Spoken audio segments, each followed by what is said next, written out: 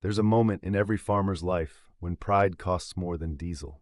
For Gerald Hutchins, that moment came in September of 2019, standing in 900 acres of soaked wheat stubble with a brand new John Deere 8R 410 that wouldn't pull. The machine was perfect. 60 hours on the clock, not a scratch on the paint, financed at 4.9% over 7 years, with a trade-in that made the dealer smile for 3 days straight. But the rear tires were spinning in place. The diff lock was screaming. And across the fence line, his neighbor, a man named Curtis Holloway, was finishing his own field with a 9-year-old Massey Ferguson 8S that didn't even hesitate. Gerald stood there in the cab, hands on the wheel, watching Curtis pull 1,200 pounds of grain through the same mud that had just beaten him. And for the first time in his life, Gerald understood what his father had been trying to tell him. You don't pick a tractor because it looks good. You pick it because it works. The setup. Gerald Hutchins ran 1,400 acres of winter wheat and milo in southern Kansas, just outside of Medicine Lodge. His family had been on that land since 1952. His grandfather started with a farmall and 2 mules. His father built the operation with Massey Ferguson iron, a 265, then a 1085, then a 3680, and finally an 8160 that ran until 2011. When Gerald took over in 2007, he stayed loyal. He bought a Massey Ferguson 8680 in 2012, paid it off in 5 years. That machine pulled a 14-shank ripper, a 40-foot cultivator, and a 30-foot grain cart without complaint. It had 3,400 hours on it by 2019, still started in January, still didn't burn oil, still had the original clutch. It was a workhorse. But Gerald's son-in-law didn't see it that way. His name was Trent. He'd grown up in Wichita, sold insurance, married Gerald's daughter in 2016, moved out to the farm in 2018 after the company he worked for downsized. He didn't know a PTO shaft from a hydraulic coupler, but he had opinions. And one of those opinions was that Massey Ferguson was old man equipment. Trent started slow, comments at the dinner table, little jabs when they were working in the shop. You ever think about upgrading? John Deere's got a 410 now, 8-speed power shift, active seat suspension, integrated GPS. Curtis across the road still running that old Massey? Gerald ignored it at first, but Trent was persistent. And worse, he was convincing. He started showing Gerald videos on YouTube, walk-around tours of the 8R series, dyno tests, dealer promotions. He pulled up finance calculators on his phone during breakfast. He even printed out a trade-in estimate from the John Deere dealer in Pratt and left it on Gerald's desk. The number was good, really good. The Massey Ferguson 8680, 9 years old, 3,400 hours, clean as the day it rolled off the line, appraised at $87,000. The Deere 8R 410, new, listed at $310,000. With the trade and a down payment, Gerald's monthly note would be $3,200 over 7 years. Trent did the math in front of him. You're paying for reliability, resale value, support. Deere's got parts everywhere. Massey's a niche brand. What happens when you need a sensor at midnight? Gerald didn't have an answer for that, so in April of 2019 he signed the papers. The trade. The Massey Ferguson 8680 left the farm on a Tuesday morning. Gerald didn't watch it go. He was in the house when the dealer's flatbed showed up. His wife told him later that Trent had been outside, taking pictures of the Deere being unloaded, posting them on Facebook before the straps were even off. The post got 120 likes. Curtis Holloway, the neighbor, didn't like it. He didn't comment either. But 2 days later, he stopped by the co-op and asked the counterman if Gerald had lost his mind. The counterman just shrugged. Man wanted a Deere. Dealer gave him a deal. Curtis shook his head. That 8680 was the best tractor on his place. Hell, best tractor in the county. Maybe he wanted something new. New doesn't mean better. Curtis left it at that. But he thought about it all week. He'd been farming next to Gerald for 32 years. Their fathers had helped each other through droughts, floods, and the farm crisis of the 80s. Curtis had borrowed Gerald's Massey Ferguson more than once when his own equipment was down. He knew that tractor, knew what it could do, and he knew the ground they farmed. Southern Kansas isn't easy dirt. It's heavy clay that holds water like a sponge. When it's dry, it's concrete. When it's wet, it's grease. You need weight, You need traction, and you need a machine that doesn't quit when the conditions turn. The Massey Ferguson 8680 had all of that. Curtis wasn't sure the Deere did. The first season. Spring field work went fine. The Deere pulled the disc without issue. The cab was quieter than the Massey. The GPS was integrated, the auto steer was smooth, and Trent loved sitting in the passenger seat, filming the operation for social media. Gerald had to admit, it felt good driving something new. The neighbors noticed. A few of them asked questions at the diner. Gerald smiled. It was time to upgrade. But the real test came in September. Harvest in southern Kansas is a gauntlet. The weather turns fast. The soil, especially around Medicine Lodge, is heavy clay. When it rains, it doesn't drain, it holds. Fields turn to soup in 2 hours and stay that way for days. Gerald had been farming that ground for 40 years. He knew how to read it. He knew when to push and when to wait. And he knew that the Massey Ferguson 8680 had always handled the wet spots better than anything else he'd run. The Deere didn't. The breakdown. The rain started on September 12th, 2 inches overnight. The wheat stubble fields, prepped for milo planting, turned soft. Gerald waited 3 days for the ground to firm up. On the 15th, he took the Deere out with the grain cart. It made it 60 yards before the rear tires started slipping. He stopped, engaged the diff lock, tried again. The tires dug in, spun, and threw mud 8 feet into the air. He backed up, adjusted his line, tried a different angle. Same result. He shut it down and walked the field. The ground wasn't even that soft. He'd worked fields worse than this with the Massey. But the Deere's weight distribution was different. The tires were narrower. The wheelbase was longer. It didn't bite the same way. He called the dealer. The service manager said it was operator error. You've got to let the traction control do its job. Don't force it. Gerald went back out, followed the instructions. The Deere still wouldn't pull. He tried for 2 more days. Different fields, different loads, same problem. The Deere would pull on firm ground, but the second it hit anything damp, it struggled, and the rain kept coming. By September 18th, Gerald had moved less than 40 acres. His milo was still standing. The forecast showed more rain coming in on the 20th. If he didn't get the crop off soon, he'd lose yield to moisture damage and lodging. He called the dealer again. This time, they sent a tech out. The tech spent 3 hours looking at the tractor. Checked the hydraulics, checked the diff lock, checked the tire pressure. Everything was fine. He told Gerald the same thing the service manager had said, operator error. Gerald asked him to get in the cab and show him how it was done. The tech tried. He made it 15 yards before the tires started spinning. He got out, looked at Gerald and said, "You need duals." "I don't have duals." "Then you need to wait for the ground to dry." Gerald stared at him. "I've been farming this ground for 40 years. I've never needed duals." The tech shrugged.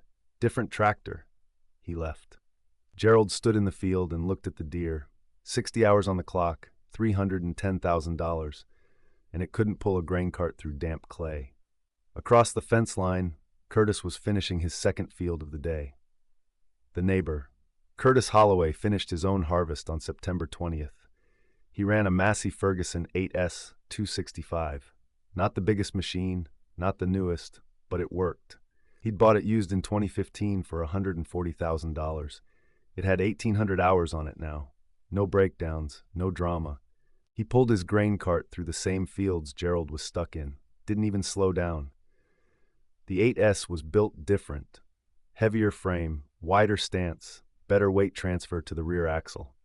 The tires, 480 80R50s, had more surface area than the Deere's, which meant better flotation and less ground pressure. And the Dyna VT transmission delivered power smoothly, without the jerky shifts that made the Deere's tires break loose. Curtis had run a lot of tractors over the years. He'd learned that horsepower didn't mean much if you couldn't put it to the ground.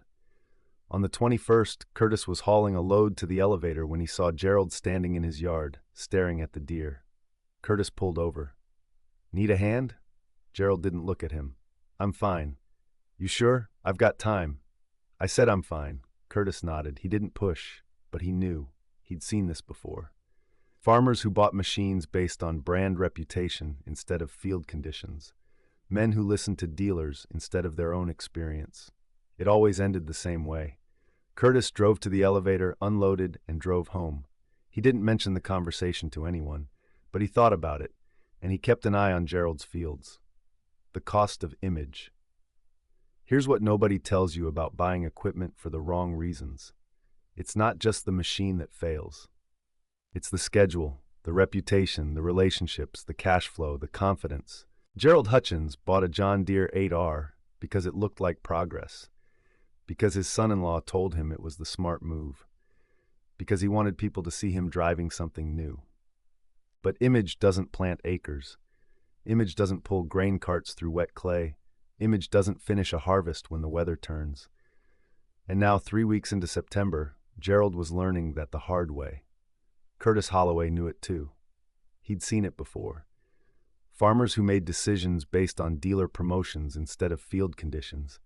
Guys who financed machines they didn't need because someone convinced them the old iron wasn't good enough. Curtis had been farming since 1979. He'd run International, Case, New Holland, and Massey Ferguson. He'd learned early that the best tractor isn't the one that turns heads at the co-op. It's the one that finishes the day. And right now, across the fence line, Gerald's $310,000 Deere was parked in the shed while the crop sat in the field. Curtis didn't gloat. He didn't gossip.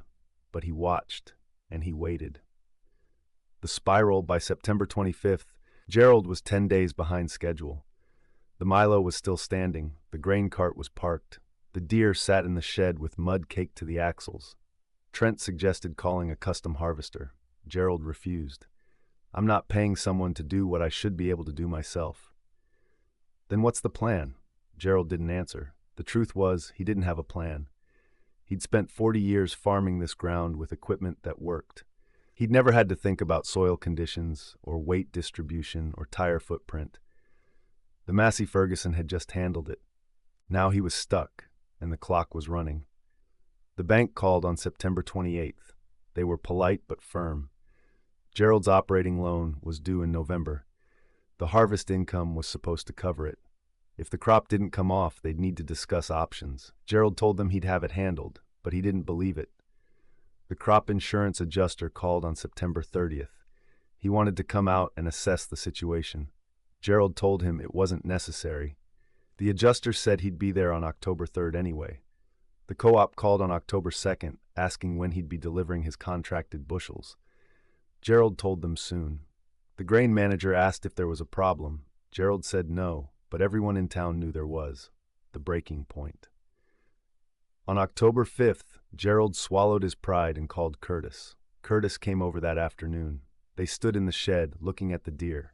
Curtis didn't say anything for a long time. Finally, Gerald spoke. I can't get it to pull. Curtis nodded. I know. I've tried everything. Different fields, different tire pressure, different loads. It just spins. It's not built for this ground. The dealer said it was operator error. Curtis shook his head. It's not. That machine's built for flat, dry ground, big acreage, firm soil, long runs. You put it in heavy clay, it struggles. Massey Ferguson builds their big tractors different. More weight over the rear axle, better traction management. They design them for guys who farm ground like this. Gerald looked at him. I made a mistake. Yeah, you did. What do I do now? Curtis thought about it. You've got two options. You can rent a bigger tractor with duals and try to salvage what's left, or you can let me help you. How? I'll finish your crop. You pay me for fuel and time. I'll pull your grain cart with my Massey. We get it done in 3 days, and you've still got a crop to sell. Gerald stared at the ground. Accepting help was one thing. Accepting help because your own equipment failed was something else. But he didn't have a choice. All right, he said quietly. Curtis nodded. We start tomorrow. The rescue. Curtis brought his Massey Ferguson 8S265 over at dawn on October 6th. He hooked up Gerald's grain cart and went to work. The tractor pulled through the wet spots without hesitation. The tires bit into the clay and kept moving. No spinning, no drama. Gerald followed in the combine, watching Curtis work. It was humbling. The machine he'd traded away, or one just like it, was doing the job his $310,000 Deere couldn't. They worked for 3 days straight. Curtis pulled 900 acres of Milo without stopping. Gerald ran the combine and the grain truck. They didn't talk much. There wasn't much to say. On the third day, they finished the last field. Curtis unhooked the grain cart and drove the Massey back to his place. Gerald stood in the yard watching him go. His wife came out of the house. "How much do we owe him?" "I don't know. He said he'd send a bill." The bill came a week later. $2,800 fuel, labor, and equipment time. It was fair, more than fair. Gerald paid it the same day. The reckoning. When the grain checks came in, Gerald sat down with the numbers. He'd harvested 18,000 bushels of milo. Market price was $3.20 per bushel. Gross income, $57,600. Expenses, seed, fertilizer, chemicals, fuel, labor, insurance, and Curtis's bill. Total $29,004. Net income, $28,200. His tractor payment was $3,200 a month. That was $38,400 a year. He was upside down by more than $10,000. And that was just the tractor. He showed the numbers to his wife. She didn't say anything. She just closed the ledger and walked out of the room. Trent tried to spin it. "It's a learning curve. Next year you'll know how to handle it better. Maybe we get duals. Maybe we adjust the ballast." Gerald looked at him for a long time. Then he said, "Get out." Trent blinked. "What?" "Get out of my shop. Get out of my house. You don't work here anymore." "Gerald, come on. You sold me on a machine I didn't need. You convinced me to trade off a tractor that worked. You cost me a harvest season, $50,000, and my reputation. Now get out." Trent left that night. Gerald's daughter left with him. She came back 2 weeks later.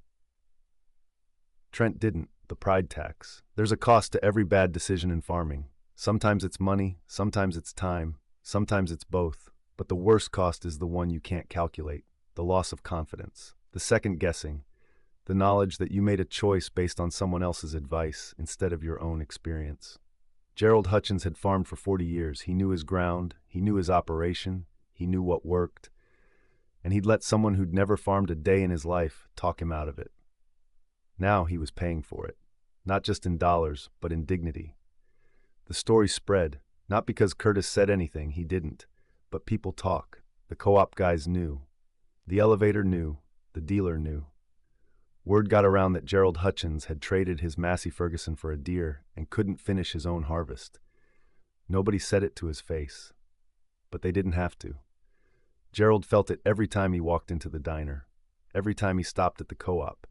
Every time he saw another farmer in the field, working with equipment that didn't quit. He'd made himself the cautionary tale, and the only way out was to admit it. The decision. November came. Gerald listed the Deere for sale. No bites. He dropped the price twice. Still nothing. The market was flooded with late-model Deeres. Nobody wanted to buy used when they could finance new with dealer incentives. He called the Massey Ferguson dealer in Hutchinson, asked if they had any used 8S or 8700 series tractors in stock. They had one. A 2016 Massey Ferguson 8S 265, one owner, 2,100 hours. Maintained at the dealer, clean title, $155,000. Gerald asked if they'd take the Deere on trade. The dealer ran the numbers. The Deere, with 60 hours on it, was worth $210,000 wholesale. Gerald owed $287,000. That left him $77,000 upside down. He'd have to bring cash to the table just to get out of the loan. He didn't have it. So he called Curtis. The conversation. Curtis came over on a Saturday morning. They sat in the shop. Gerald laid it all out. The trade, the payments, the failed harvest, the upside-down loan, the marriage, the money. Curtis listened, didn't interrupt. When Gerald finished, Curtis leaned back in his chair and looked at the Deere, still sitting in the corner. "That's a good-looking tractor," Curtis said. Gerald didn't respond. "But it's not your tractor." "No," Gerald said quietly, "it's not." Curtis nodded. "Your dad ran Massey Ferguson his whole life. You ran it too, until this year. You think you would have made this trade? No. Then why'd you?" Gerald stared at the floor. "Because I thought I was supposed to. Because Trent kept telling me it was the smart move. Because I wanted people to see me driving something new. Because I was stupid." Curtis didn't argue with that. "What do you need?"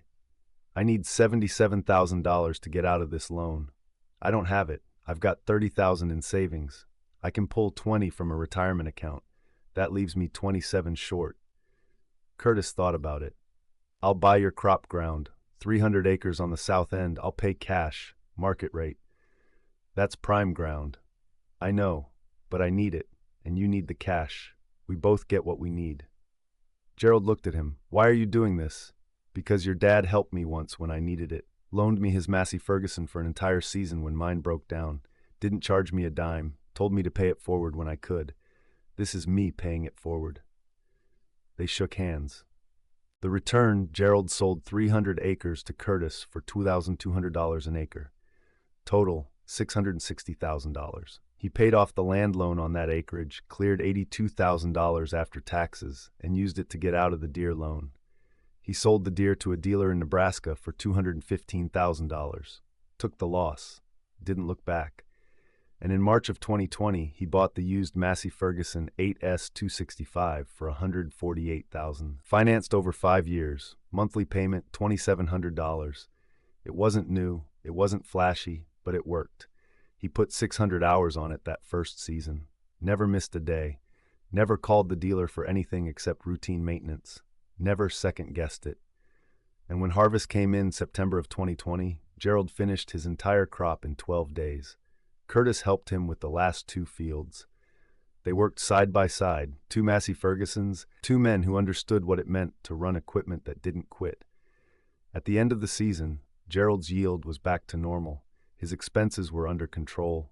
His marriage was healing. His daughter had moved back to the farm. Trent was selling cars in Wichita. And the Massey Ferguson 8S sat in the shed, covered in dust and honest work, exactly where it belonged. The lesson.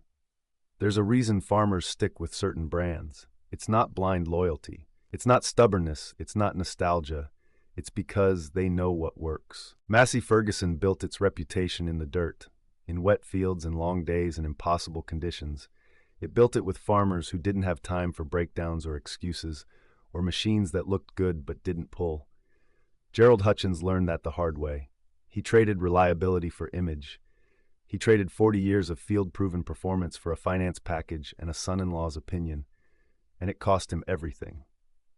But he came back, not because he had to, because he chose to.